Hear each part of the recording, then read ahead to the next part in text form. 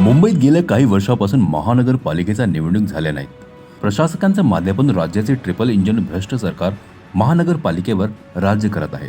या सरकारचा बेलगाम भ्रष्टाचाराचे परिणाम आज मुंबईकरांना भोगावे लागत आहेत. पहिल्याच पावसात मुंबईकर ना घरात सुरक्षित आहेत, ना रस्त्यावर, ना ट्रेनमध्ये, ना बसमध्ये आणि ना बहुचर्चित मेट्रोत. अखेर मुंबईकरांनी हा भ्रष्टाचार किती काळ सहन करायचा?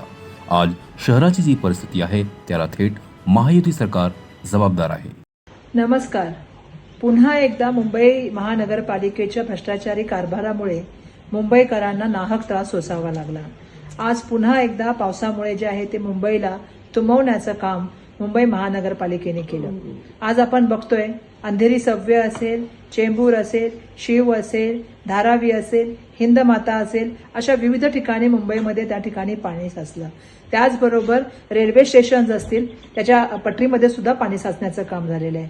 भुयारी रस्ते किंवा मेट्रो जे स्टेशन आहेत त्याच्यामध्ये सुद्धा आपण बघितलं आहे की मेट्रोमध्ये सुद्धा त्या ठिकाणी पाणी जमा झालेलं आहे. आणि ह्याला पूर्णपणे जर कोण जबाबदार असेल तर मुंबई महानगरपालिकेचा गलथान कारभार याला जबाबदार आहे.